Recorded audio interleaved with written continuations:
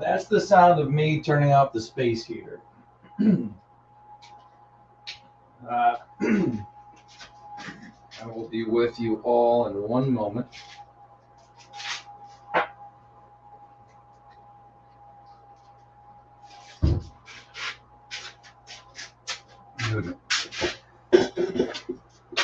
Good, it works. Oh my God. It seems like every time I go to start one of these things, I get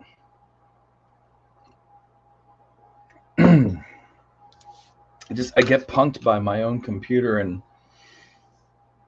I think maybe Jimmy Ray has a point. Your problem isn't your video card. Your problem is that your computer is from 2008. And since he told me that, and it's not like I didn't know it, but since he said that, I upgraded my video card to the best video card I could possibly find that I could put in a 2008 Mac, and it still cost me $300. And the only reason I did that was because, excuse me, happening again. I wanted to be able to draw and stream at the same time using Clip Studio Paint. But as it turns out right now, I'm just checking out the checking out the stream on my phone so that I can see chats that are coming in. It's just the way the basement's set up. So, all right. I was thinking about this before, but the last time that I was streaming this inking, and I was going through the basement today. I just finished a project for a customer. They're not even going to be picking it up until Monday, but it's out of the way, and I want to celebrate by doing some work here and reading some of my Comicsgate stuff.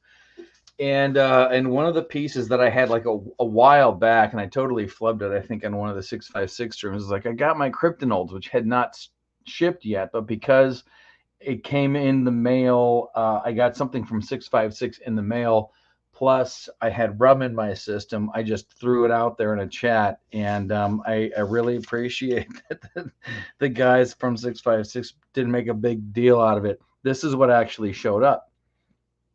And I've been reading this, and one of the things that's strikes me is, of course, that it's black and white, which is what I believe, just in order to give myself for my first book an easier, I don't want to say an easier time of it, but there are things that I need to understand in a natural way about light. I have books on light and shade, and I understand how lighting is supposed to go, but I want to be able to compose a page in black and white before I start ironically muddying it up with colors. And so I'm seeing what Oliver's been doing here, and I really do. I'm thinking about maybe like halfway through. I started this morning, and this is where I got, and I'm really appreciating the work that he's doing with his blacks and his grays, and leading the eye to the stark blacks and the whites and stuff, and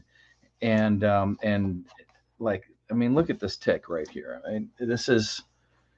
It's up close and personal and nasty. Like, I've got one of the prettiest dogs on the planet, and every time I take him for a walk, he comes back, I gotta check him over, and I see one of these nasty ass pieces. Oh, I can't stand it. He manages to collect one every time, and it's almost like don't even take him for a walk. But these washes here, and it's while I'm reading this, and I'm, like I've said in my past videos, I'm not just absorbing the material of the Comicsgate people and other comic books that I get from my local shop. I'm not just absorbing the material, I'm also learning from these creators what's possible. This is a perfect example. The way that this is washed out, and this may have been post-scan, where this was all done in black and white, and then they put maybe a screen on this, or clipped it out and did a 50% transparency or what have you. But it's a great. It's just I can see these natural strokes right here. I want the bandolier to be darker than the rest of his sleeve and the hat, and getting more expression out of the page than just black and white, but working with these grays. So I think this was a great job, and I'm glad. And this is right here. I'm just going to say right now, I've got like this pile of stuff to go through. Okay, Ultra Star I opened up the other day, Power Trip, and Perfect 10, and all this stuff. It's just, I mean, what? There's so much stuff to get to. There's another pile sitting right next to that pile that's just as big. But I picked this up because this cover right here is just like, all right, that's the one that I'm going to get into. This is my Saturday book. So I started going through it, and I'm, of course, just like anybody else, I've got my own book on my brain while I'm reading somebody else's book. And one of the great things is, when I first started doing my inking, I picked up this bottle of, and I believe I mentioned it before, this Higgins Black Magic, which I found to be not very robust as far as ink goes. And then, with a little bit more research, P.H. Martin's Black Star High Carb. But since I'm going to be doing a wash here, and really all I'm going to do, I'm just going to try to, flood this whole brick wall texture in something. And what I'm trying to keep in mind is that our hero, the meat hook, is taking out a flood lamp, and my next panel here is where everything goes dark. I'm still not sure if I'm going to be doing any digital enhancement here. I might, because the contrast is not it's too black and white. There's not enough stuff that's helping the viewer seeing this hook come through, and this it's like razor sharp on razor sharp on the leading edge, and I'm trying to tell the story with more pictures and less with words, and I can be pretty verbose. You all might pick up on that here in the future. So I got my reference material for my. Okay, use this. I just need a piece of paper to see what kind of tone I'm dealing with here with my ink. All right, so yeah, and this is one of the things I don't want to say I'm paranoid about, but I've got an open bottle of ink put on my glove. I'm just trying to make this a habit, so that I don't make anything like too dark or too dirty. But yeah, this is a Mac Tidwell. I might take some time to hit the art store tomorrow. There's a couple of places I got to go. The way that we do groceries around here is that my beautiful wife makes a list, and she goes and gets groceries, and then I will pick up the stuff that she forgot to get, either because it just didn't make it into the list, or I forgot to tell her, or somebody had a craving. Okay, so what am I going to do? I like that shade, but maybe this shade here belongs down here. There is ambient light that's going to be coming. So as I'm seeing this panel, what we're looking at is this brick wall, if you can imagine, exact opposite of this is a somewhat busy street. So there's no lighting in the alley except for this one light, but there is lighting in the street, cars passing by and what have you.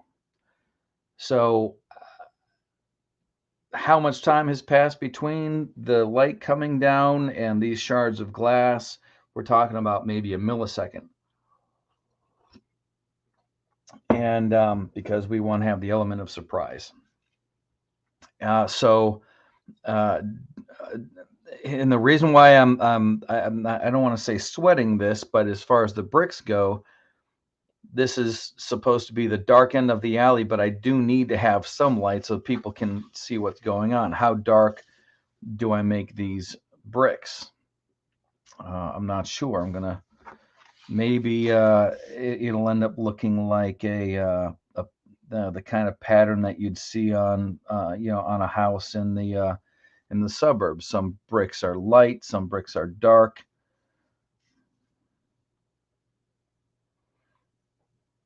And do I want to offset a line here so that this so that our hook shows up the right way? A lot of the work that I do in art is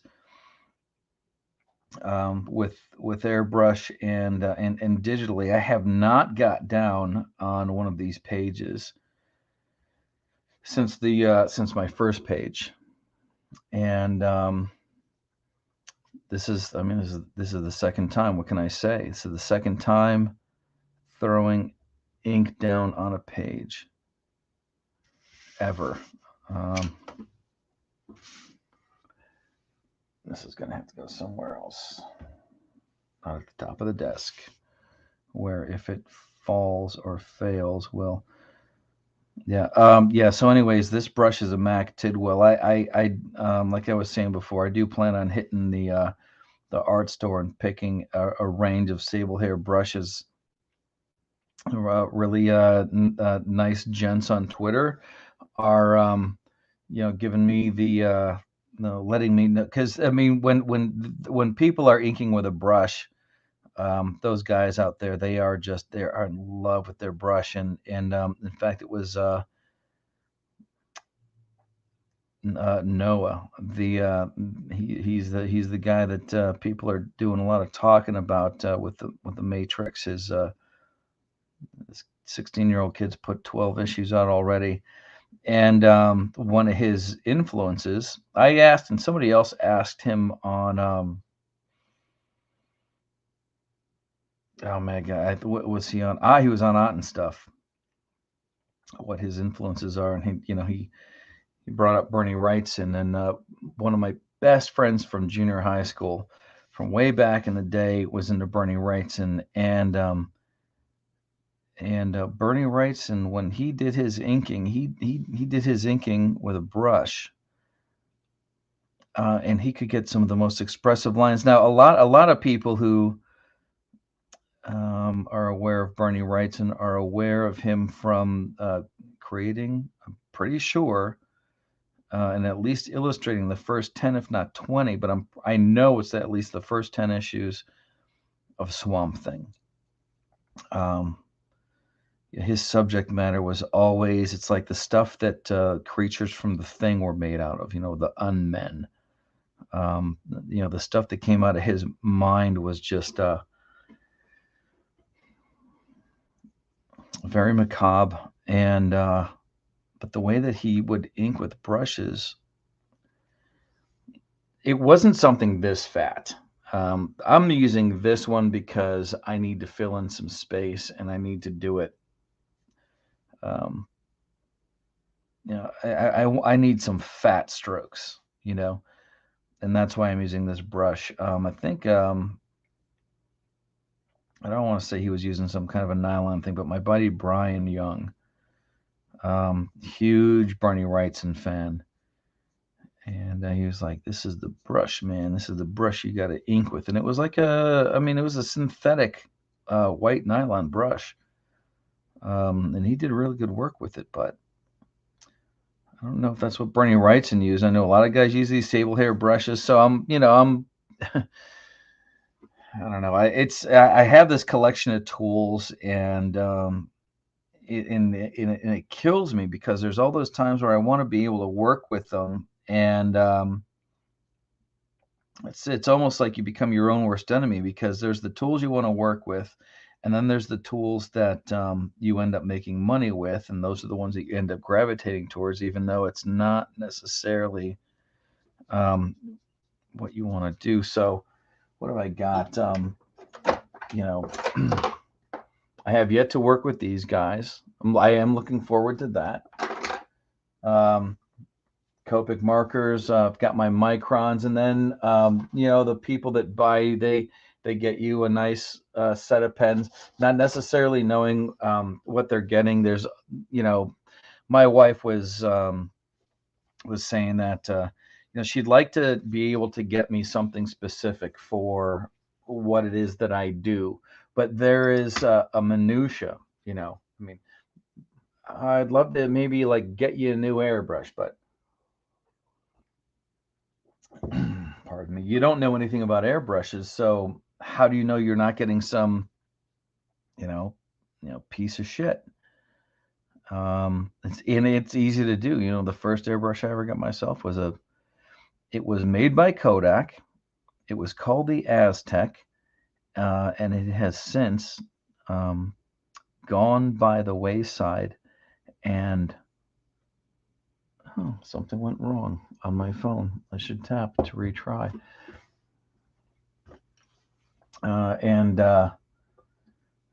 If you want to see what an Aztec was, which is the first airbrush that I ever picked up, not knowing anything about what I was doing, go to any hobby store, go to a Michael's, go to a Pack of Tans, might have them. I'm not sure. I haven't walked into one of those in a long time. And look for anything that is used. It's a plastic airbrush that's marketed by testers. The marketing material on this thing just had me super enamored. Super microscopic photographs of how smooth the needle machining was, and there were ceramic parts, and it was all futuristic. And I was like, oh, that's it. That's the one. And it was not the one. It was the wrong one. It was the opposite of the right one. So I'm gonna, go and make sure that I don't do that when I go to get, a brush for inking, and a brush for like illustrating ink. Something that you can do like proper like strokes with. I mean, on these bricks, it doesn't matter what I do. In fact, those guys that would ink, and they would, they get a really sick pattern like that, and and the entire figure was just inked just beautifully, all done with a brush. I'll leave some white around the edge here as a defining line, but yeah. So this Black Magic ink, I think I dipped my brush in the water, and ever since then I've been dipping it in this Black Magic ink, just to give you guys an idea of how weak this stuff is. I'm not a fan, but I am glad that it's not going to waste here.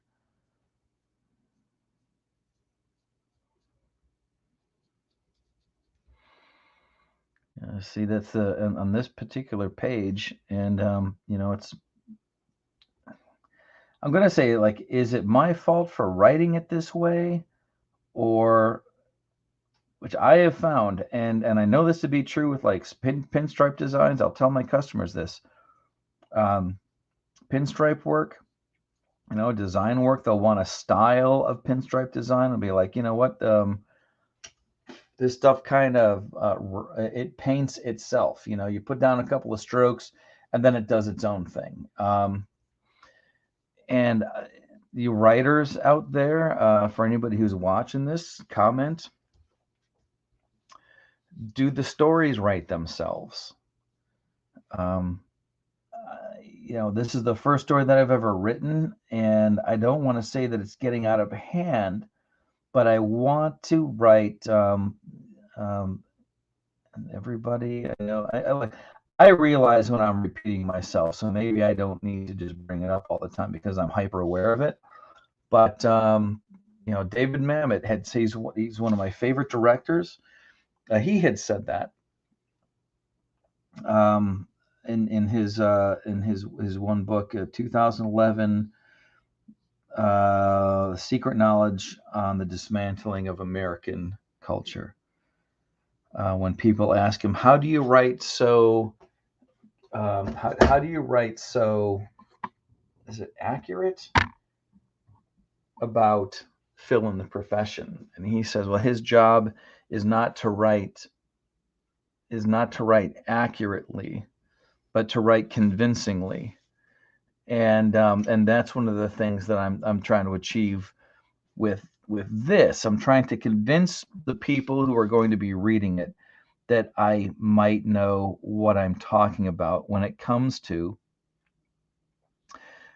different professions and areas and stuff that I clearly am not in. So in the same instance where,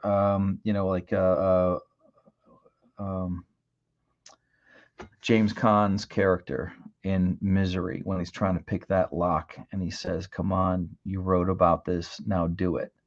I know that writers research certain things. And because the elements of this story are they're in law enforcement, and I'm not. I thank my lucky stars that I have over the years of doing custom paint that I've come across and made friends with, different cops in different agencies, so that I can ask them, look, I've got this story that I'm writing. What and this is what's happening. Is that realistic? Is that something that could possibly happen? And I don't mean like on the outskirts where I'm dealing with Keystone cops. Well, yeah, there's no way that would happen. Every cop on the force that you're talking about would have to have road to work on the short bus. But I mean, this is how things are done. This is the way that that scenario is going to go, more than likely. And that's what's happening here, and I start getting into the story and it starts writing itself, and I start thinking, like I've got this question.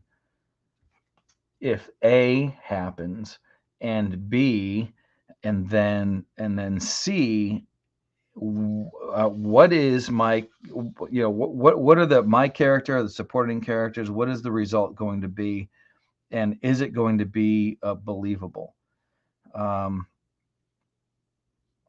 I don't know. I mean, excuse me. When I look at other artists' work, and maybe I don't know if it's just me, and it seems like there are other people out there that are a lot more comfortable. Either okay, either YouTube is telling me that I'm the one that's watching me, or there's somebody else in the chat and they're being quiet. Don't be bashful.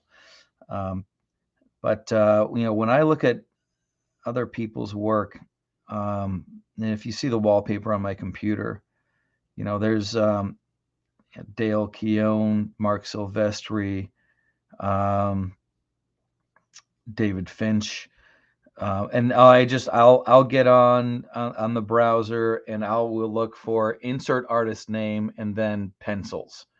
I look for the largest examples, DPI wise. I look for the largest examples of their work that I can possibly find, and I'll just put it in the rotation for my desktop background, so that I am constantly looking at professional pencils of artists that I know, not know, but I'm familiar with that. I respect their work. And those are the people that, you know, when I'm looking at my work, and I am not saying that at any stretch of the imagination that I consider myself to be on their level, but those are the ghosts that I'm chasing.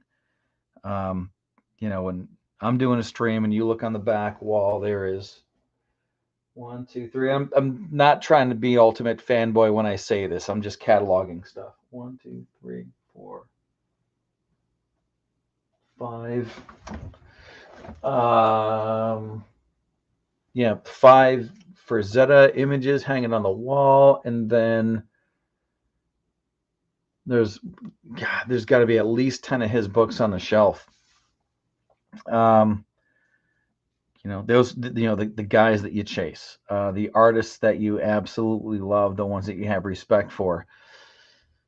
That if I could take everything that I know about what I do and have done, that includes working in the booth, you know, with sandpaper and doing really good finishes on somebody's car, you know, all of the stuff that I've learned up until now, like working with screen printing, working with embroidery, working with automotive paints, working with you know, finishes, and you know, every other medium. If I could trade it for the talent that you know, that I respect of somebody like a Frank Frazetta or a Bernie Wrights, and the people that I want to follow are the people where that the answer to that question is yes, I would trade it for that. I would trade, because I mean, like, and I know it's not like this, but in my mind, you know, these people are they're doing this stuff, and I know it's a fantasy. I know it's not real, and or even realistic. You know, that, you know, Frank Frazetta is pulling out a canvas and he's just producing the greatest work ever. He's not going through all the stuff that, you know, everybody else goes through. You know, he's fast, you know, but you know, it's one of the things I love about this piece that I got, this book that I got out of the Frazetta Museum. All of the inside baseball stuff, you know, these simple sketches where when you know, you see the final work and you're like, oh, I see this, you know, this rough color study, a color study. You know, and I go, okay, they're doing a rough work, and then they're doing a black and white, and then they're doing a color study, and I'm like, by the time somebody is that far into a piece, I got to ask myself, do I have the patience to go that far on something? You know, I tell you, you know, when you learn how to do airbrushing, you're doing like t-shirts. And one of the things I love about airbrush is that the tool itself is so complete in the right environment. It is your pencils, it is your ink, it is your color, it is the all-in-one, and it happens so fast that you don't have time to get bored. And you know, and I'll open up a book like that. I'll open a book like all right, slow down, Dave. Open up a book like Rough Work, and oh my gosh, you know, these guys are human. They're, you know, they're human just like me, and you know, at the same time, like, God bless these people that the only thing that they were doing all day ever was that, you know, and that they weren't trying to, well, I mean, they were simultaneously holding down a household and, you know, and whatever. But, you know, they got that, honey, I'm going downstairs to paint, which is / bring home the bacon. Leave me alone to work. I'll be up, when I'm done, when I am no longer in this groove that I need to be in order to bring home, you know, said bacon. Yeah, I colored this brick in the wrong way. I was inking these. I don't know if you can see this right here. I'm sure it's happened to everybody who's ever like tried to separate bricks out of a brick wall where they skip one or they miss one, and I've got a line going through. I've got 1, 2, at least 3 half bricks, 3 of those mistakes on here, but thank goodness for computers. So anyways, thanks Oliver for giving me the inspiration to go and wash these bricks up. It's very, oh, I see. My top chat is a Russian bot.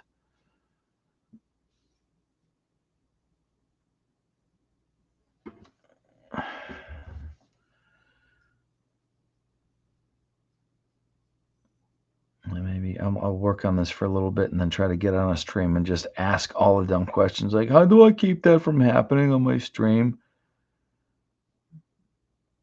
I got to get some wrenches. Can I see who my top chat is? We got one guy in chat. Is it the Russian bot? Oh, anyways. Yeah, it's every one of these streams for now. I know it's new. Is basically that that Jeff Goldblum character in Jurassic Park, and here I am in the car by myself, talking to myself.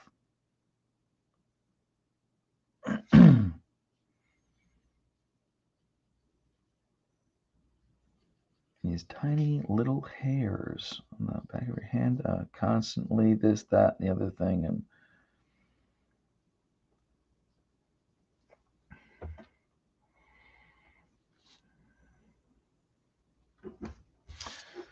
so playing with a coloring book here. Nice and do a nice black ass brick.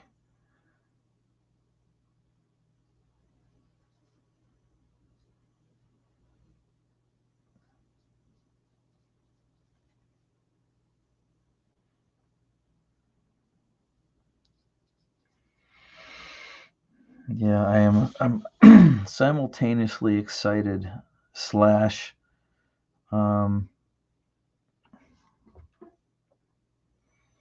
not apprehensive. I know I've got a good story. I've thought about this character for years and years, and always wanted to do something with him. And now, well, I am. I mean, right now, I literally am doing something with him right now. I do. I want him to get published. And I'm sure that'll happen.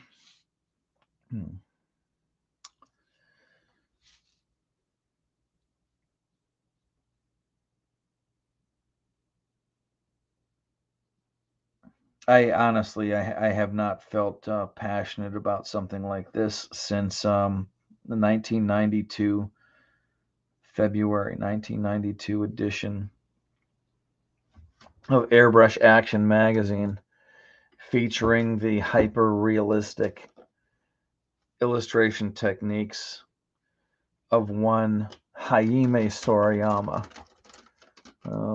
Those of you who are familiar, congratulations. Those of you who are not, but are Aerosmith fans, the most readily available modern day example of his work is the album cover art for Aerosmith's Just Push Play.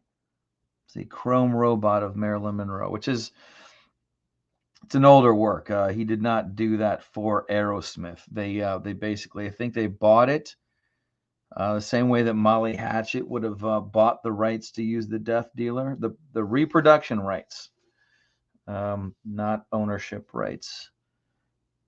And then for some strange reason, and I know it happened because I thought to myself, that's stupid. They took the image and they kind of skewed it so that it looked like it was stretched, like they took two corners of it and yanked on it. You know, it ended up like looking like this great piece of artwork was stuck in the phantom zone from a 1978 Superman movie.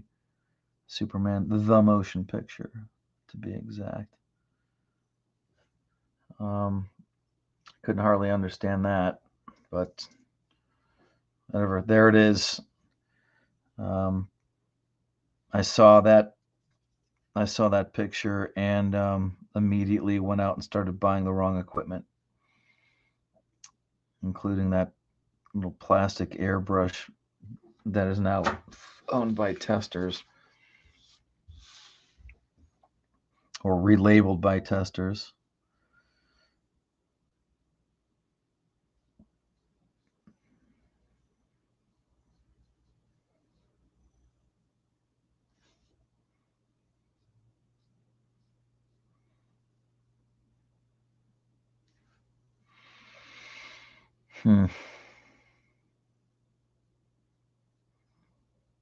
Yeah, it's going to be fun cleaning this stuff up. This is all, I mean, I don't have to spend any time thinking about, you know, what line is going to go where. You know, is this what, you know, where the light would be hitting this here? Is that the way fabric is supposed to look? And yes, those are actually thoughts that go through my head. Anybody else, I mean,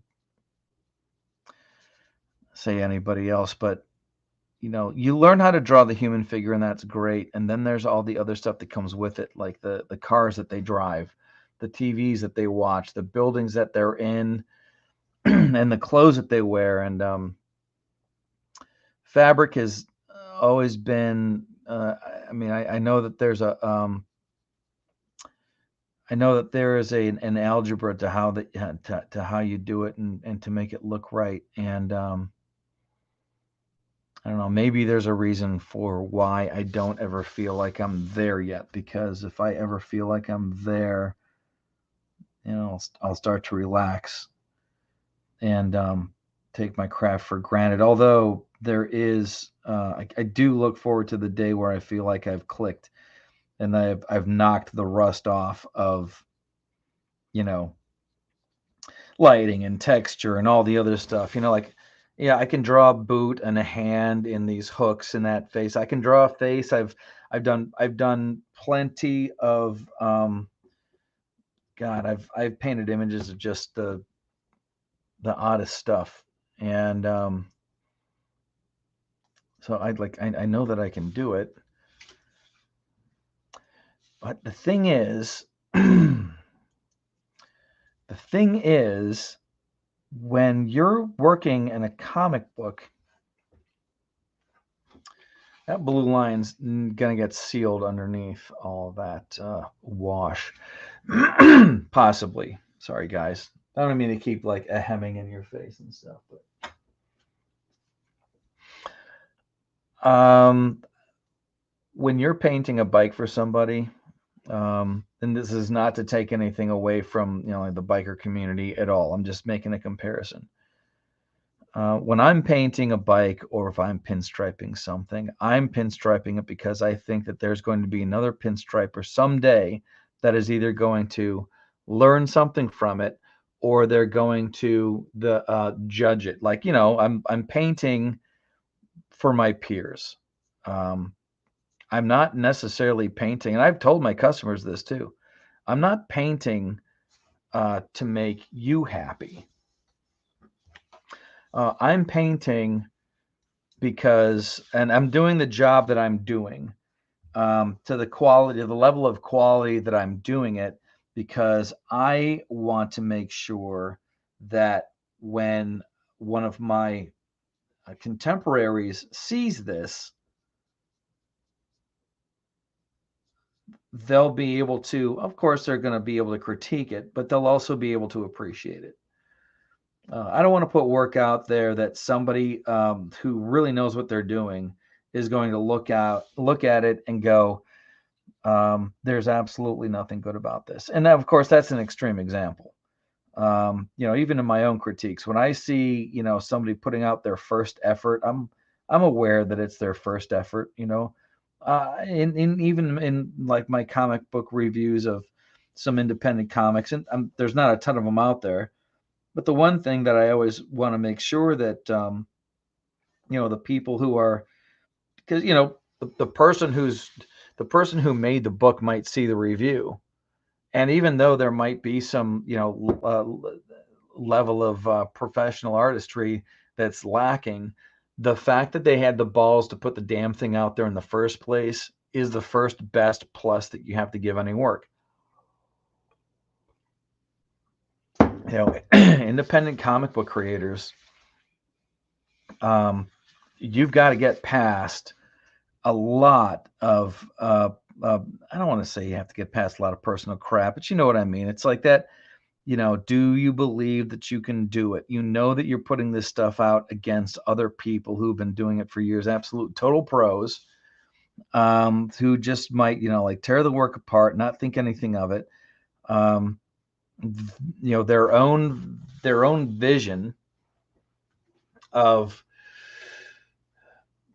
when I say vision, their own ability to see what the differences between good and bad work is. They might not have that professional jeweler's loop, that somebody who's been in the industry for years and years and years can look at something and automatically see everything that's wrong with it and how to fix it. They're just, they don't know what the temperature of the water in the pool is. They're just going to cannonball and put that shit out there. Those kind of balls, it's those kind of balls, a lot of people don't have them. A lot of critics don't have them. They make their bones on being able to appreciate or not appreciate something and never having created anything at all. So like, when I put my work out there, the two things are happening. I want it to be the best that it can be, but at the same time, it still does have to get done.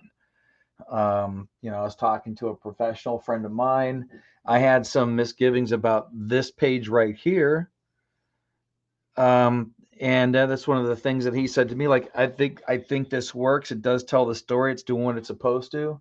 And at the end of the day, it's got to get out there. And I'm also excited to see, doing something like this on a daily basis, the improvement from the first page to the last page. And that's assuming that this whole thing gets illustrated linearly. Linearly. That is a word. I don't know that that's actually going to happen. Different pages are going to inspire me or not inspire me. Some of it is going to be like straight up exhibition, not exhibition,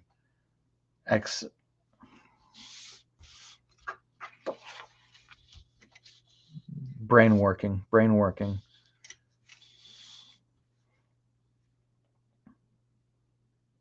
Your characters are explaining what's going on in the story. Anyways, it'll come to me, but you guys know what I mean. If the characters are just sitting there talking to one another and it's just a bunch of talking heads, those pages aren't going to be as exciting to draw as something like this, where there's action and, surprise. And, this is the first time that we see this character. And this is actually a page that was conceived of at an earlier date. My writer and I were, going through making sure that the general points of the story were taken care of. And then there was a point where I was like, yeah, you know what? There's a lot of there's a lot of storytelling going on as far as this happens, then this happens, then this happens, then this happens. A lot of, I don't want to say a lot of talking, but a lot of storytelling that didn't have a lot of action, and it needed some. And something that had somebody who actually had done some writing, I think years and years ago, before I ever thought about getting into comic books in a serious way. They were writing a book and they were talking to their friend. I'm just listening to the conversation. They were saying, like, they say that, you want to have a really strong opening.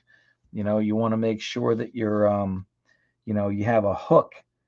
And I didn't think that the beginning of this story had a strong enough hook. So I had to write one, and origin stories are great. Origin stories are great. You have to have them, but I wanted to make sure that this was treated the right way. So I got about 8 pages together, giving everybody who's reading this book an example of, I'm hoping that I did it right. But the badass that this character is, and in this world, in this particular, I don't want to say universe, but world, we're not going into outer space. It could get weird, and I do want it to get weird. I want it to get strange. I want it to get like, I want it to be both strange and realistic.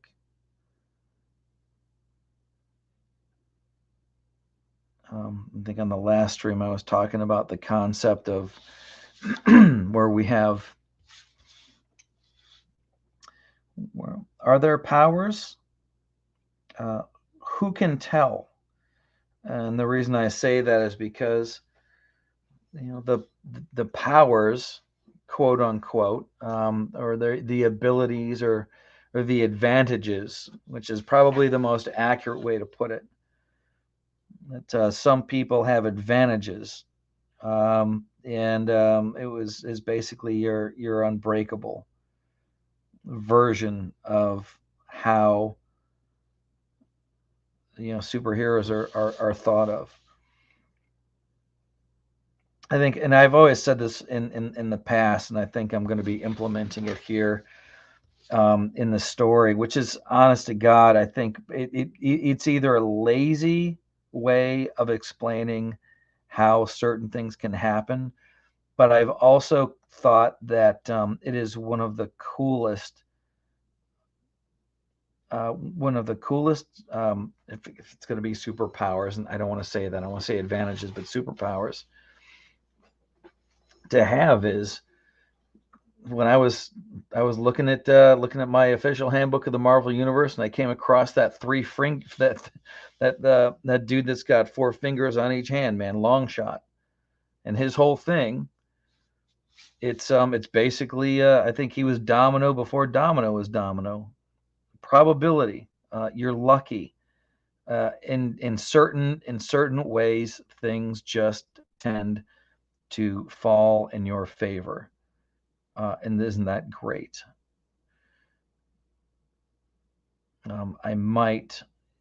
It's just like, when you're thinking about the world that your characters inhabit versus the story media that you're writing right now, it starts at one point, and then it like spreads out. Like, I've got an idea for a bad guy that I'm probably not even going to be seeing for 5 issues, and God, and who even knows if I'm going to be alive by the time I get to write it. But it is that subtle thing. It's a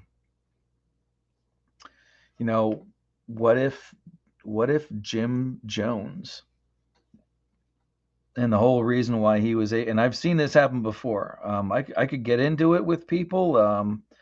If you want to get real personable, please be that personal about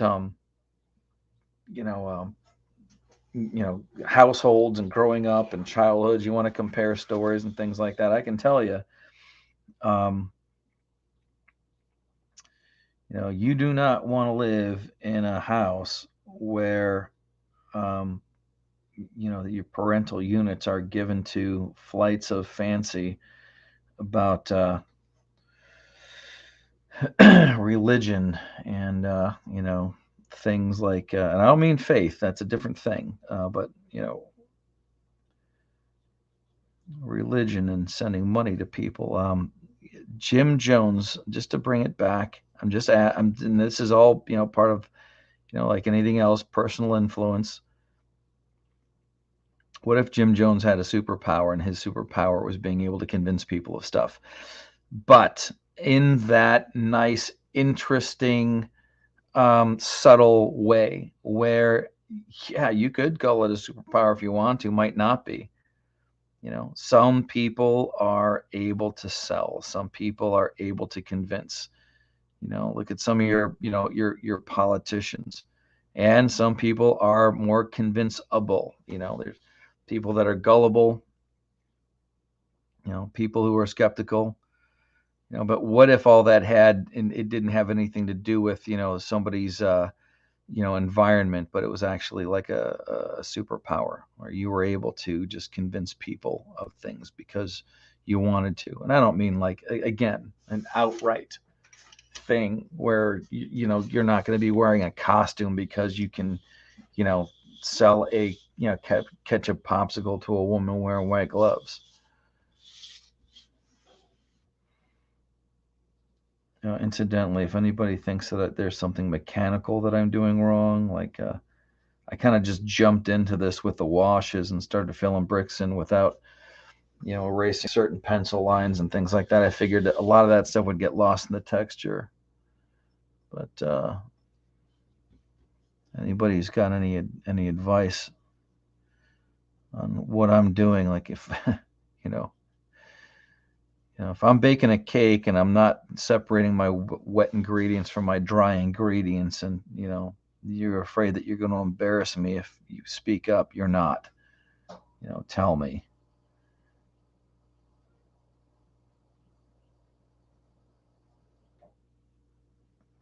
Just doing bricks right now.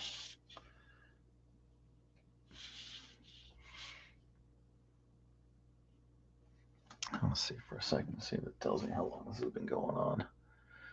How long I've been on here.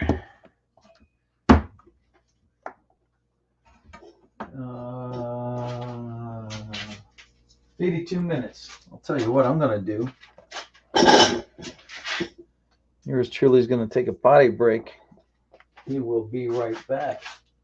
I'll turn this page this way so you can get to know your meat hook.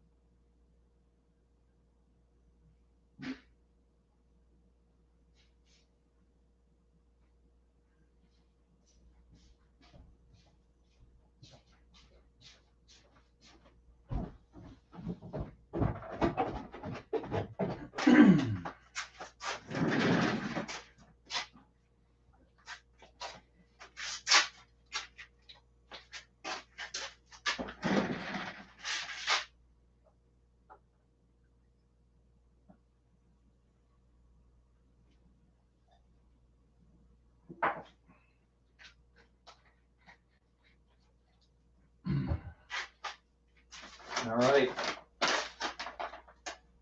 I'm coming.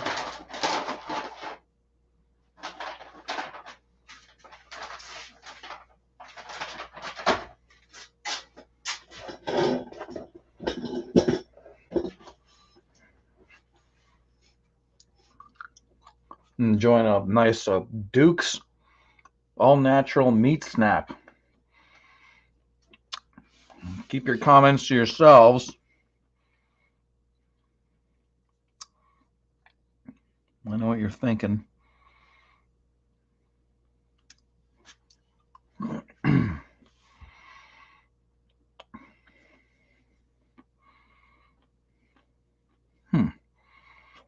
Yeah, I can probably add some more interest by doing this.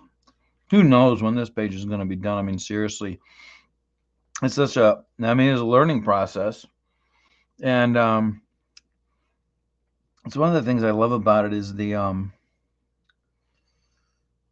there's the same kind of discovery that I had when I was learning to learn to airbrush, learn to pinstripe, and it's just a matter of understanding the tool, that the amount of brain power. I talk about this in the video, which is what I was doing all day. I was producing some video for a custom paint product that I'm trying to sell more of, and it's just taken a long time for me to get it to I don't want to say like take off, but just like sit in front of the computer and get some real good marketing material together. But you spend so much time like riding a bike, or being on a skateboard or roller skates. You nobody gets on a skateboard and just starts doing tricks. They got to learn how to balance themselves, make sure they don't fall on their ass, and once they can achieve that, then you're doing flips. And I'm not a skateboarder. I'm not going to try to like talk about what the different tricks names are and stuff like that. But like if you're on a bike, I know there's like ollies and tabletops and kick flips and shit like that on a skateboard. You're not doing that until you actually learn how to ride the damn thing. Same thing with this, working with pinstripe brushes, artistic tools. Nobody's thinking about the next craziest thing until they're maybe okay, I've got the brush down, I'm learning how to use the brush. And then you get the mechanics of it down. Now muscle memory is taking over, and that frees up brain space to think of something more creative. I mean, damn, I would love to think that someday my illustrative technique is going to be such that I mean, all right, look, perfect example, okay, and the only reason I'm actually because while I was looking for images to put on my computer. God, who was I looking for? It was like Bart Sears, Barry Windsor Smith, and I think it was Barry Windsor Smith doing a Conan, and I see him do this, and it's this halfway. It's the image it's a halfway image. In fact, you know what? As long as we're doing this, the computer's right over. I'll just share it with you. This is all new. I mean, it's new to me. Let me pull up the window. Switch the mic.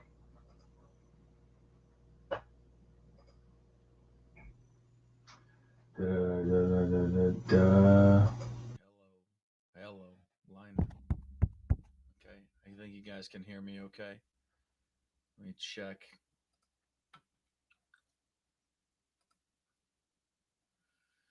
Inputs. It's not doing it. Line in. That's probably better. Right? Right? Yeah. All right. Sorry, guys. I don't mean to like blast your ears, or I have a tendency to do that, just like blast people's ears out. Anyways, okay. I'll pull up the Finder window, get to my desktop pictures. Yeah, I got some Dale Keown on there. Man, this dude's such a badass. I can't imagine the amount of time spent. And honestly, God, I mean, when it comes to when I hear people talking about like the way that artists are, they can be exploited. And if you don't know what you're doing, like with if you don't know what you're doing with marketing and knowing your own worth and the way that you were basically translating a language, I got to find this desktop images. Let me see if I can find it by date modified. It's going to be yesterday. There. Okay. No, I'm close. Okay. Yeah, this is the one. All right. Okay. All right. Share screen. No, I want to share. Sorry, I'll get there.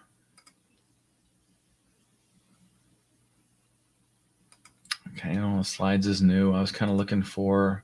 Okay, share. All right, here it is. Okay, so yeah, I'm pretty sure this is about Barry Windsor Smith. No, it's a Silvestri. Okay, even better. Yeah, I was looking at Mark Silvestri stuff. Who does this remind you of? I mean, and the thing is that I've never seen shakier pencils go to more complete, and honest to God, I mean, and now that I'm just thinking about it just now, it's weird that this is an insect. I was just looking for this today. I wasn't looking for this, but I was looking at stuff today. I'm like, those are the worst pencils I've ever seen go straight to ink since EVS was going light blue straight to ink, doing, with the last thing I saw him drawn was a Vespis, which is basically this. So in all reality, I don't know what's coming out of her back, but in all reality, this is Heather Swain stabbing at some kind of a Vespis thing. Anybody, if they didn't see that this was a book, Manifest Destiny, issue 7 cover, what would you think this was? And this looks like a Cyberfrog. This looks like a Cyberfrog image to me right here. Anyways, I don't know how I got off on this tangent, but I was looking for this stuff and I'm like, oh my God, that's that's some of the loosest pencils going straight to inks. Oh, I know what it was. It was about being efficient. Let me switch my mic back over. Cam mic, audio mic. All right. So my point being that when you're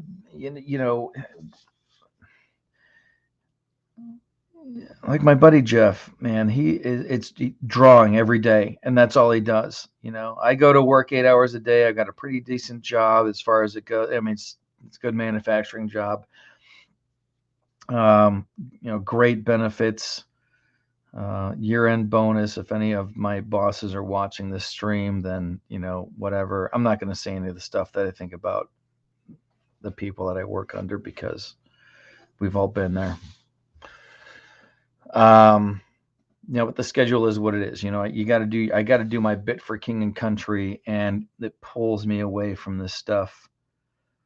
And I would rather be nowhere but here. And this, it's like one of those things, like if I do a really good job on this story, if I can get people to feel the way that I feel about this book, I mean, how many people out there remember what it was like to see the Dukes of Hazzard or Knight Rider for the first time, where it wasn't about the person as much as it was about the car. Bo and Luke Duke are great. That's awesome.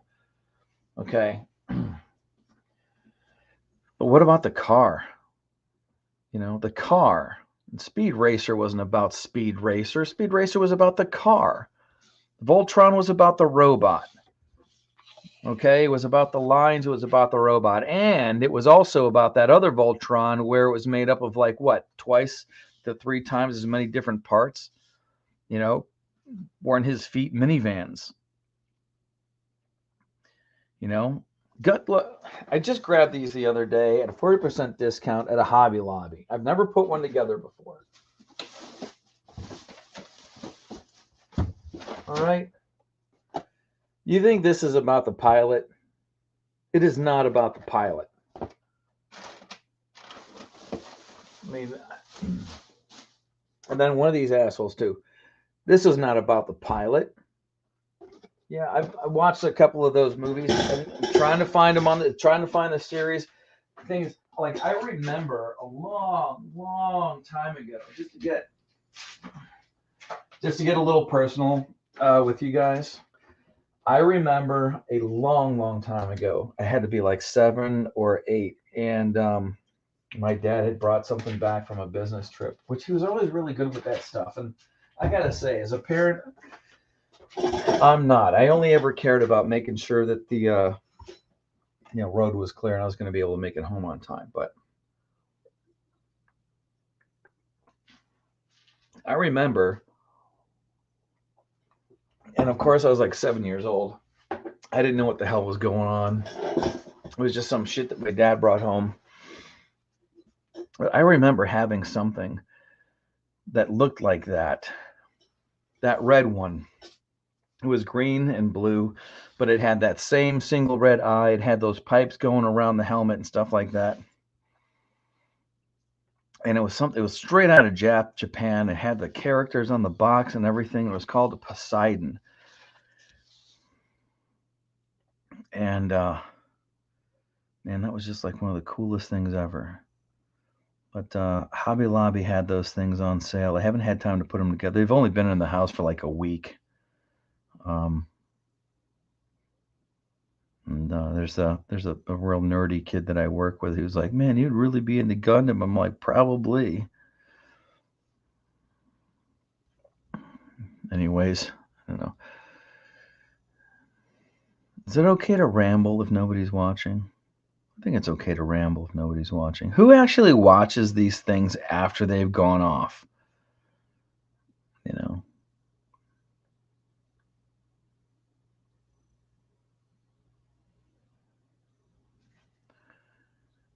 Does it matter? This is going to be one of the coolest books. It just is. And it's going to fucking mean something.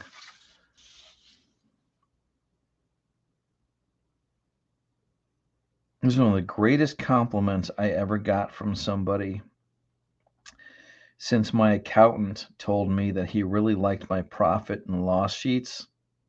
And the reason why that means anything to me at all is because I'm terrible at math and being organized, but I tried really hard, and man, he appreciated it. It just is. This is going to be the first year that I have to do my business taxes without that guy. And I'm really going to miss him because he was just, he knew that it sucked for me, and that it really has I learned how to do QuickBooks for like 20 years, dealing with the early versions of QuickBooks and stuff. But I'm gonna come out. I'm gonna invoke the name. I'm going to invoke the Ghetto Dragon. I'm gonna say that one of the nicest things that anybody has ever said to me is Julius Freeman, my writer, when I gave him the idea on this, and even you guys have listened to me rambling on and on and on, okay, about tangents and things and stuff and whatever. But when I finally got, I think we got how many different consultation periods it would have been. Told him about it. We went through 2 or 3 different back and forths as far as the the main plot line was concerned. And he says to me, he goes, I really think you got something here. And it sounded like he meant it. And which is otherwise, I'd like to think that I understand people well enough to know if they're trying to shine me on, You know, they're bluffing like they got a full house when they only have a high card. But it sounded like he meant it. I remember exactly where I was at the time. I was in the middle of a Walmart, which, you know, feeling good about yourself when you're in a Walmart isn't that hard to do. You're in a Walmart. So I had something in my teeth. I had some Duke's all natural meat snack in my teeth. So, anyways, it was nice, you know, it made me feel really good for how genuine it sounded, and I'm dealing with somebody who's put a book out, you know, and you know the Ghetto Dragon is, you know, he's going to have that next issue come out. I'm going to be all over that thing.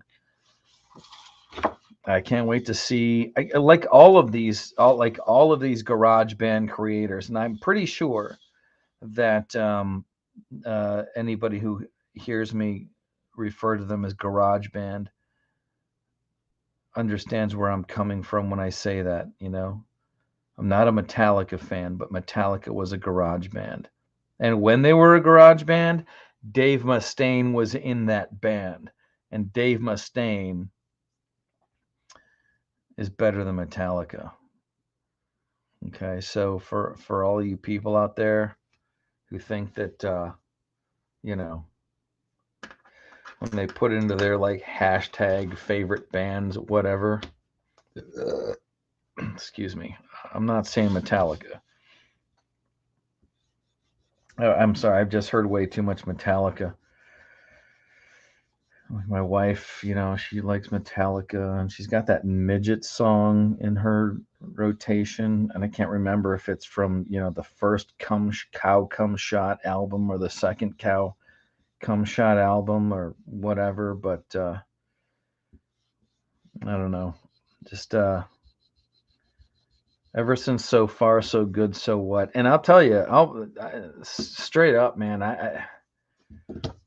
I was brought in by the album cover art, and how you know, seeing Vic Rattlehead in that like post-apocalyptic, and then to put the video screen texture over the top, man, it was smart. It was just intelligent, you know what I mean? And the whole record was intelligent too. Like how many of us remember about you know, Tipper Gore and the PMRC? You know, before Dave Mustaine was talking about it, that was what Vic Rattlehead was about. It's is the you know, the modern day heavy metal version of those three monkeys: hear no evil, see no evil, speak no evil. Put the barbs, put the clamps on your teeth, put the plugs on your ears, put the visor over your eyes. You know, just, did anybody even know where he was coming from at the time? Who knows, man? It just it was deeper and more intelligent stuff to me. And I tell you what else. I mean, as long as we're really talking now, the who was I talking to the other day about this? It was a music thing, and I know I was talking to him in person.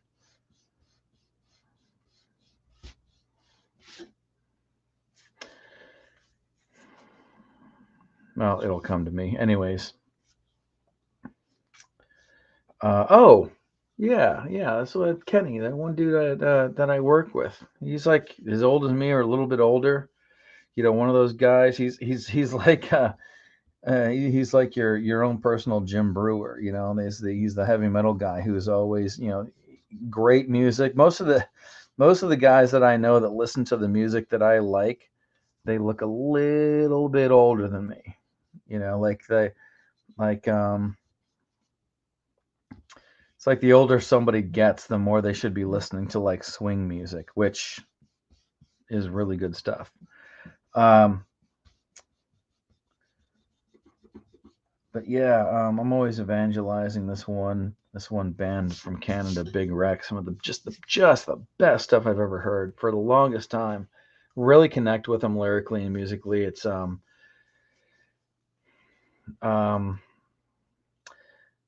yeah, I don't know, man. It's like Big Wreck. It's is as deep as the, I don't know, it's like deep, like Jim Morrison deep, but just like everyday, lyrics that you can. I just, when the terminology that somebody uses, when you really like to have a conversation with somebody because they're using terminology that perfectly describes what's going on and you hadn't thought of putting it that way. That's what I like about the lyrics from Big Wreck. Anything that Ian Thornley has done. But anyway, so I'm telling this guy about this band, whatever, and we just end up getting into this little microcosm thing about, Megadeth versus Metallica. And if you grew up in the 80s and you were in high school from, basically, I mean, what? I'm 10 years old in 1980. I'm 20 years old in 1990. Through that whole decade, one of the things that you saw when you were going to high school was half the kids were wearing Metallica shirts, the other half of the kids were wearing fucking Megadeth shirts. I wasn't allowed to listen to either. Hell, I had to sneak in fucking Paul Simon. Uh, Anyways, that's another story. It's an interesting one. I find it is a defining story about my life, but not one of those ones that I like. It's, at some point you just got to stop blaming all of your bad times on your parents and stuff, especially when you're, recognize what was going on when it was going on. But you have a good story and you move forward, but it's not an excuse. It's just something that you recognize it defines you, and however. Anyways, but yeah, Team Megadeth. Can't say I can't, once what other heavy metal band is going? Did Metallica ever try to infiltrate the Democratic National Committee or National Convention or Area 51? I think not. I think not. Metallica has never tried to find out anything that was going on with the aliens that Dave Mustaine had. I saw it on MTV. It was real. So he's the guy.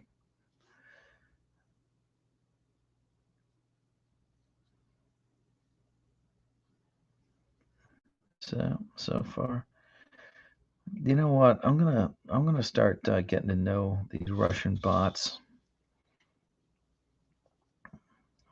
I'm just saying, if anybody can tell me, watching this later on, if they want to, sorry, I want to view this deleted message. What does nego mean? Uh,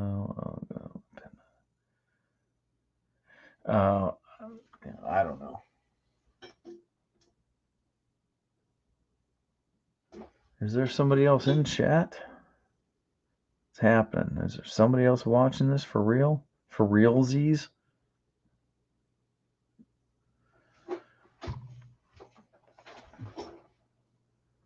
Yeah.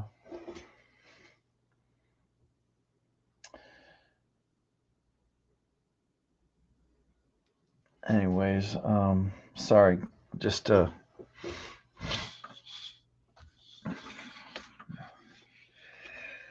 this is the part where we stop. See, yeah, my guy's popping out there. I like the way he's popping out. I don't know that I'm going to be using any washes on him in particular. I'd like to think that I can get some decent effects from ink strokes, but who knows? This is all a big giant. This is a Nell Carter ass sized learning experience.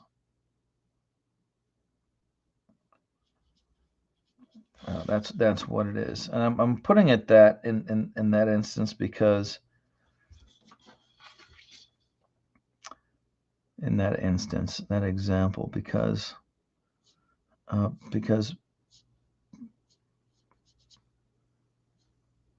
sorry, fat bottom girls make the rockin' world go round, and there's nothing like a big sister who makes sure that you've got medium-sized fries in your small-sized fry container when you go through the Wendy's drive-through.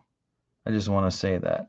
I always appreciated like there's this one Wendy's drive-through where outside of where I work, and every time I went through there, it's always the same thing. I mean, I order the same thing every time. Dave's double, small with a root beer because, you know, I'll take a little bit of sugar, but I really don't want the caffeine. So root beer. And drive on through. And if that big sister was working at the drive-through window, she put enough fries into that little small container like she was going to be having them. And I always thought that was like the coolest thing. You know, this is America, is what she was basically saying. Like, I'm not going to follow the rules. I'm going to make sure that you get the most out of your capitalism as you possibly can. I'm going to put as many fries in here as is possible because that's what I would want if I was going through the drive-through. I would want all the fries. So I'm going to give you all the fries. That girl was going to live her lunch vicariously through my lunch. And I was super down with that. Thank you.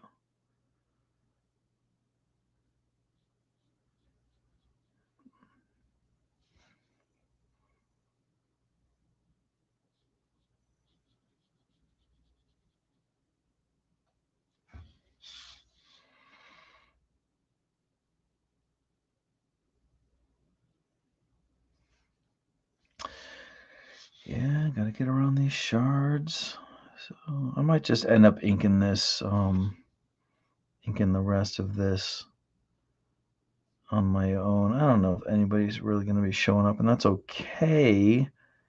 Like I said, everybody's gone to bed so far. I haven't said anything about the vaccine or my stance on firearms. Check me out on Twitter if you want to know that. I mean, I'm the same as every other really like thinking person, you know.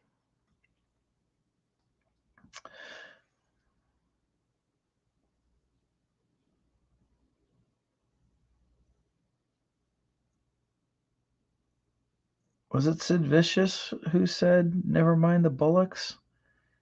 I had a friend from Great Britain. I lived in Key West for a year. And I'm only saying this so that the FBI can track me easier. You know, you can watch this video and you'll know that I once lived at 801 some street somewhere in Key West for a year.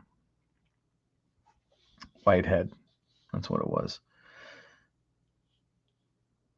And my neighbor, it's basically this one house was split up into like three areas. There's an apartment in the back. I had a airbrush store down on the bottom. Had no idea what I was doing, by the way. Just saying. Full disclosure. Totally clueless. Locked into a lease for a year. Couldn't wait to get out. Had my daughter down there, so I had my daughter, my oldest, and the same thing happened to me that I think happens to many new fathers, which is a week to 2 weeks after you have your first baby, it's like postpartum nesting. You realize that there's absolutely no reason that you should be trying to raise a baby in a place that people go, and of all ages and inclinations, go to party. That's no place to raise a kid. It's fun, but bad idea. So, anyways, yeah, my neighbor, he was from Cambridge, and he was always, it wasn't always like talking about the Sex Pistols. It was something that I remember him trying to explain to me what bollocks was. Bollocks. Bollocks is bullshit. It's a slang term for bullshit. So when the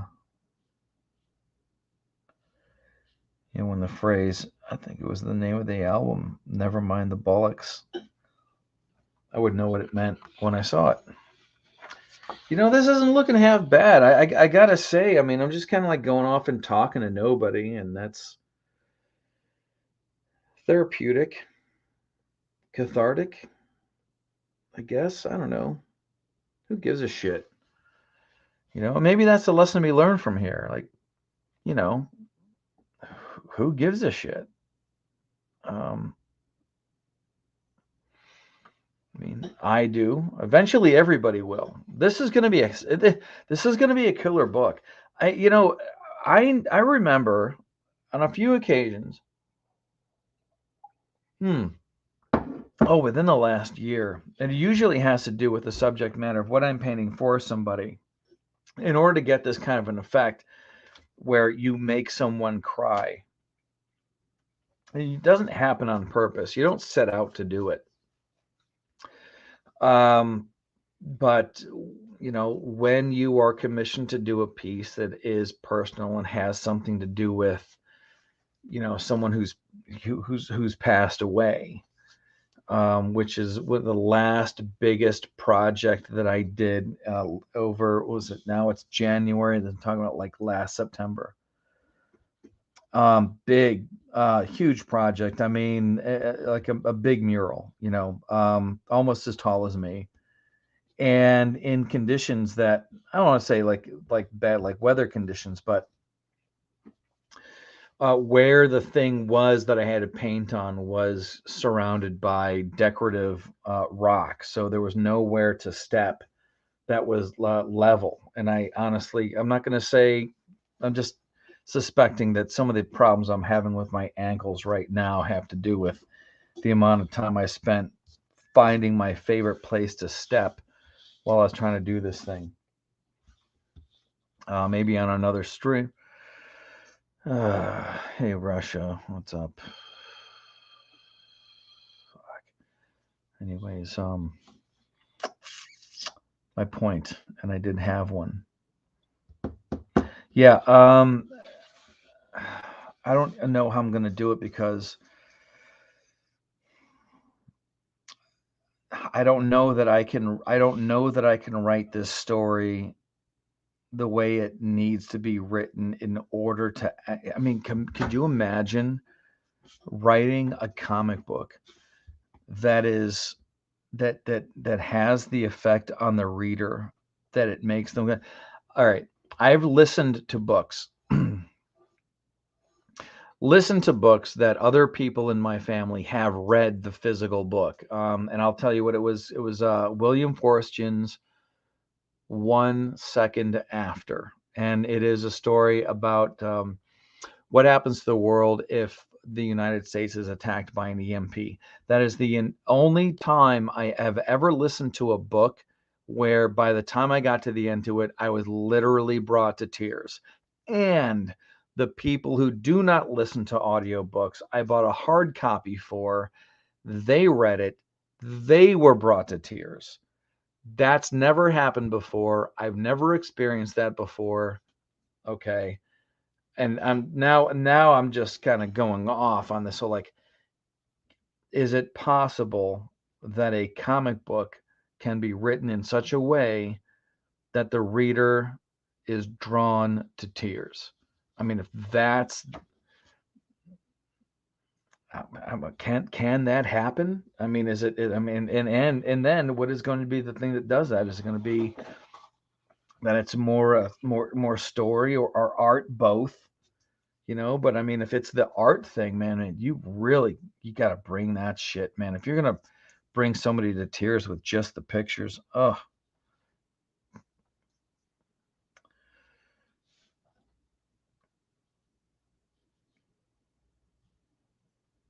I mean, I've had people cry over work that I've done before, but it wasn't because um, I don't believe it had anything to do with the execution. I believe it had to do something with a subject matter, because when you're doing you do a lot of memorial stuff. When you're doing custom paint, I mean, I did some memorial stuff for a local biker club years ago, and I'm not going to say that brought anybody to tears, but I have done portraits of people. Um, the last portrait that I did was an outside and exterior mural, and I was the one of the faces belonged to the brother of the one of the this woman came up, because I'm outside, anybody can see what I'm doing, and everybody, this is like a smaller town, people know who I'm painting and what I'm doing, because they drive by it all the time. And then the one day that I'm working on it, the person whose picture I'm painting, their portrait, who died young, a freak accident. It's a terrible. It is a sad slash, in the end, somewhat hopeful story. I'm not going to get into the details of it. Suffice it to say that forgiveness is one of the main subject matters, and I personally feel honored that the people who were commissioning me for this job, through a family member, a family member that works for this company, and they have a memorial outside of their place of business. It's big. So anyways, where was I? This happens all the time. Brain. So yeah, I'm working on this mural, and this person's this kid. I think he died when he was 16. He was killed. Could be like 18. Just young, died young. Not unnecessary. Um, his sister comes by, and I don't even think I was done with it yet. I was in like mid stages, like I was just like kind of like trying to map the thing out and get in some basic colors and stuff.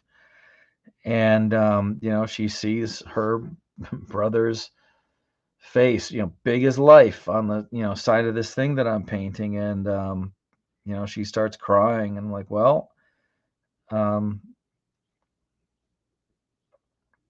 I guess I'm doing okay with it. It must look enough like him, that that it's working out. So yeah, that was it took a long time to get to working on that thing. And when it's outside, so there's all these other considerations, like, we need to get going on this before the weather turns bad, and who knows when that's going to happen. In fact, the day that that very nice lady showed up, young mom, and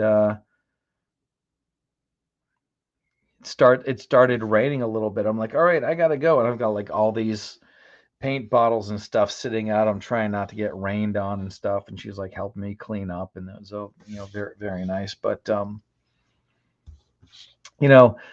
I I honestly believe that this is a thing where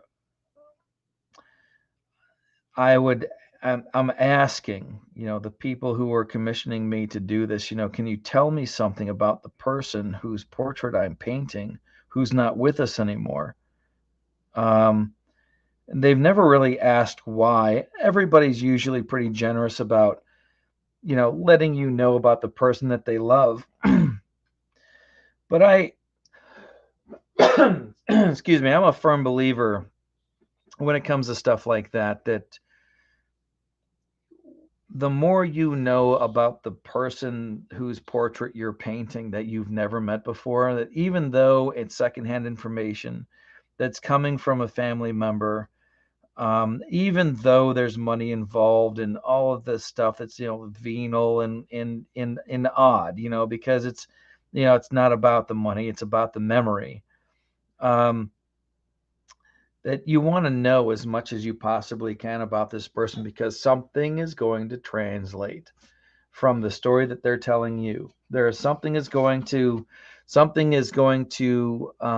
go from them into your ears, through your soul, out your hand, through the brush, and while you're thinking about this person, while you're painting them.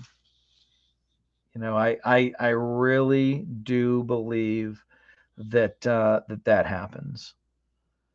Now, this is in a much more general sense in this particular story here with our friend Shane McCabe, the meat hook. The little buddy that he's attacking right here he's just a bad guy. I guarantee you we're not going to be seeing him for long.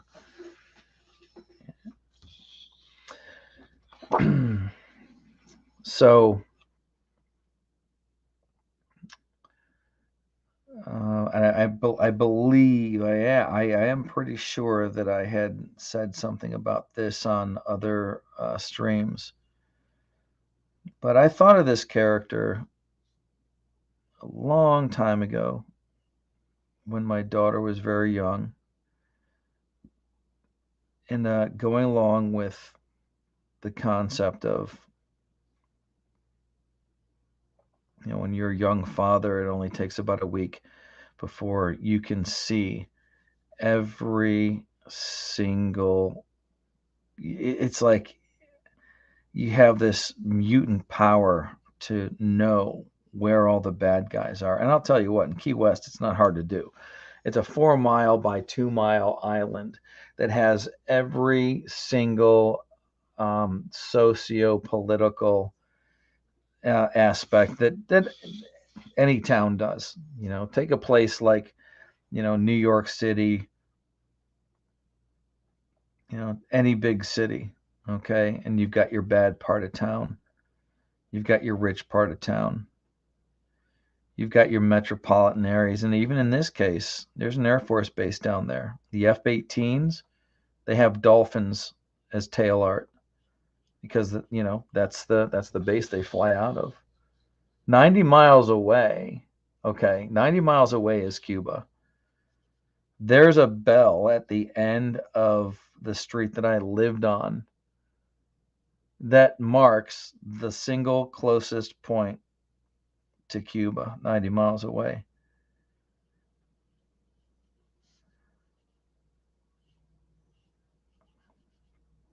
Take every aspect of any city, big or small, any town. Where do you live right now? Whoever's listening, where do you live right now? And where you live right now, you know that there is a place that has a reputation as being the bad part of town. Okay. I don't even know what it is in New York. It kind of like moves around. I would say it's like City Hall.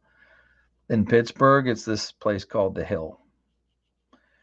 And there's a couple of them. You know, I mean, Pittsburgh's kind of unique because the way the geography is, you know, you move 5 feet, you're in a different township because the way the lines are drawn around this stuff, and it's just kind of stupid, actually. You know, in every other city, there's, you know, north, south, east, west. You know, go up 2 streets, take a left, go up then the next light, take a right, and everything's basically based on the grid. Around here, it's up that hill, at the bottom of that hill, through that tunnel, bear left, bear right, around that bend. It's twisty. You want to drive around here, the best practice you're going to get is like California.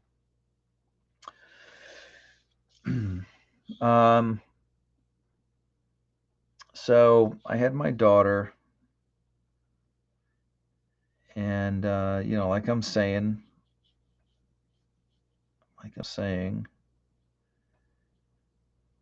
you get this, you zero in on everything like bad that could possibly happen. You're on the lookout.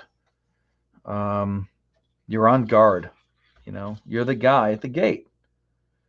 You know, and the odd thing is, and one of the most frustrating things is that you're the only guy, and by the things that people say when they're around you, they let you know that you're the only one who's looking out for anything. Forget conspiracy theorists and you know, people that are telling you that you're crazy. Okay, and the reason why you know that things are, you know, shitty and bad out there, and that, you know, you should be on the lookout for every bad guy, is because when you were 20 stupid, you were that person. So you know they exist because it was you.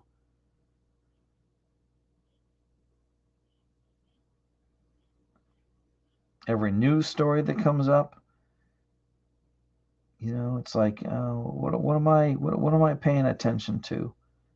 The last thing you want to hear when you're listening to the news, the last thing you want to hear when you're listening, when you have a kid, is like the 11 o'clock news. Worst thing in the world. Worst horror story ever. 11 o'clock news. Oh my God. But the inspiration for this character here,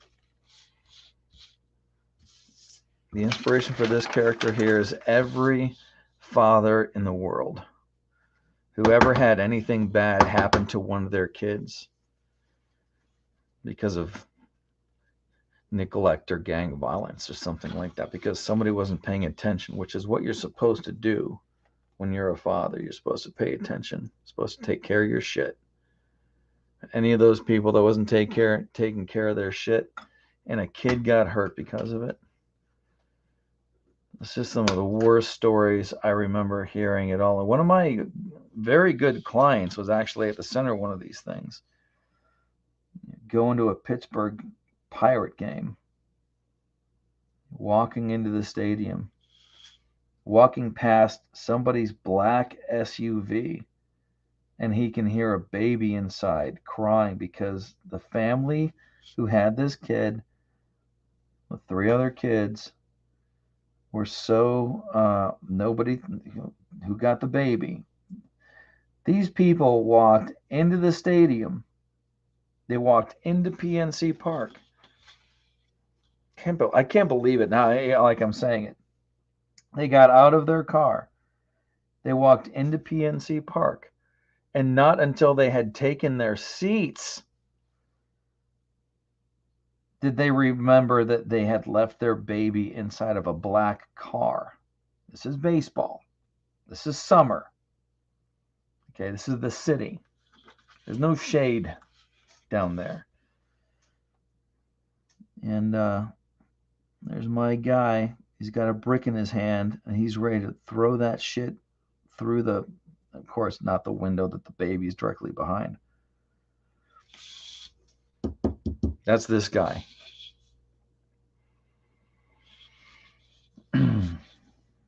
Years ago, I remember, and it wasn't just the one story. It's not just the one story. It's that there's a ton of them. Just a rash of these stories I would hear, and all of them, you know, my child is still in that age where, you know, she's just helpless.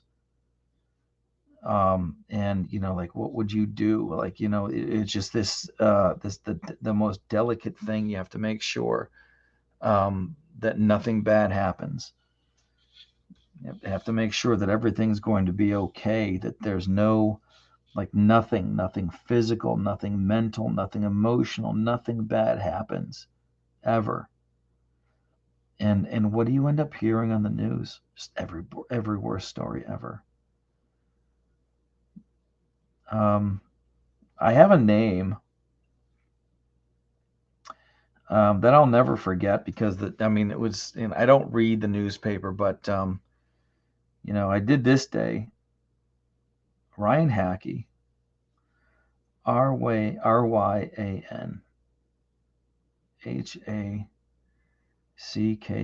Ryan Hackey. This little kid, and who gives a shit what he looks like? Okay, it doesn't matter.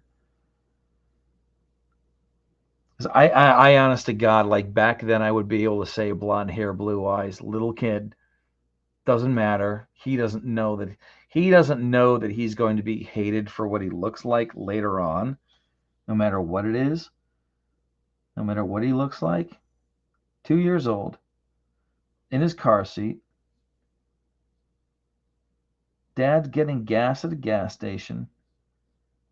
Some gang violence breaks out. People start shooting at each other, and this kid, just sitting in his seat, just sitting in his car seat, he gets domed. And that's just, it was one of those, put the paper down, go pick up your baby. It was one of those moments.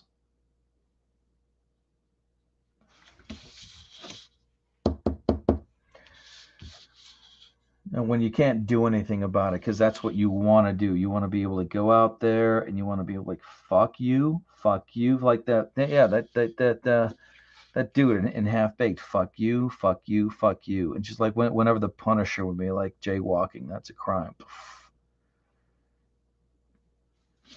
But be totally justified. Who's doing anything about this? Nobody.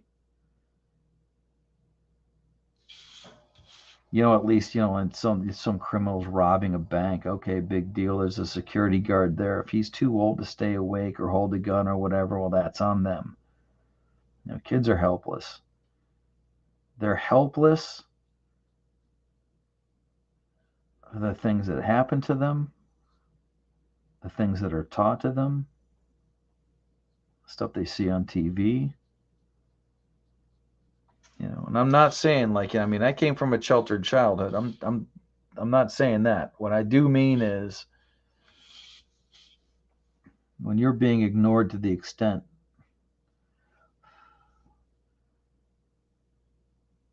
that every bad thing in the world happens to you, you get taken, you get lost. And of course, I'm not blaming parents, whatever, but this is that cathartic stuff.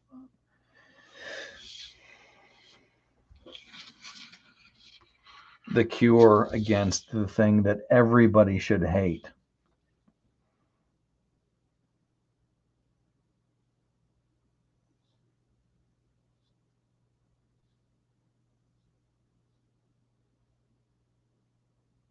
And what do you do? What do you do to somebody who molests a kid? What do you do to somebody who takes their entire life and turns it on its head for the next 50 years? Or whatever. What do you do to somebody like that? What do you do to one of those monsters? You kill them? I don't know. It depends. You believe in heaven and hell? Killing them would be a good thing. Maybe. An eternity in hell, who knows? But that can come later. What do you do?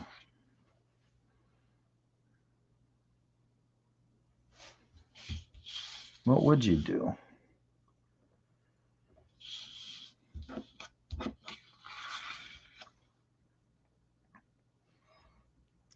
What if your kid was taken?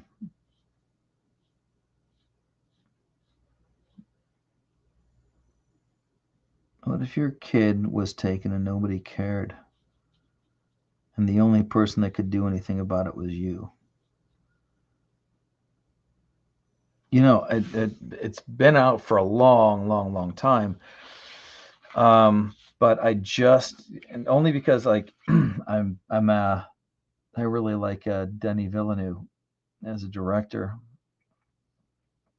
I am not a fan of Blade Runner 2049. I mean, I like the way that the movie was shot. That doesn't have anything to do with that. I'm just not a what if Deckard was a replicant. I'm not in that camp. I'm just not. That's no. Okay, you're not a replicant, and then you almost get your ass kicked by a replicant. That no.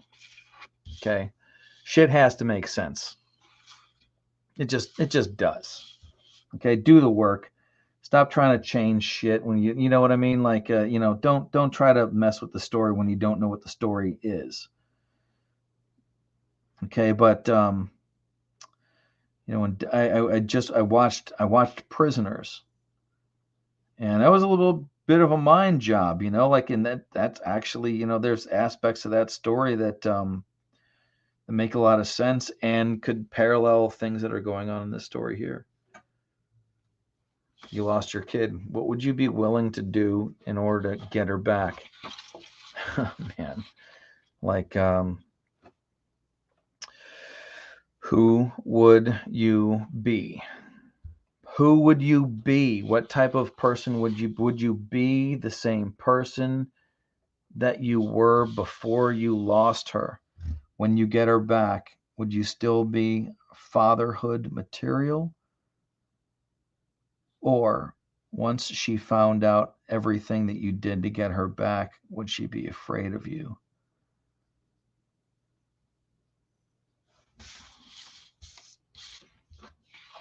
I don't know. All right. I'm calling it now, man. I'm just messing around with the texture on these bricks and thinking about what I'm going to do in the future. Put some white spots back in.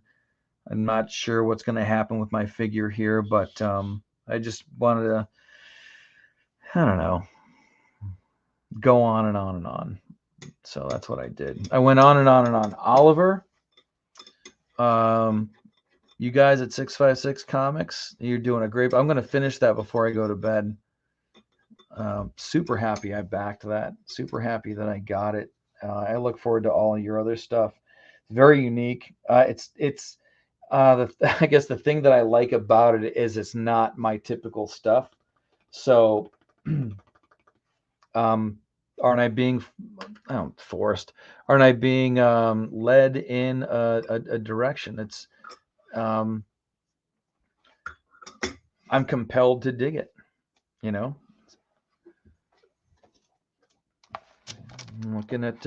looking at my gray washes in here and seeing what you guys are doing with this stuff.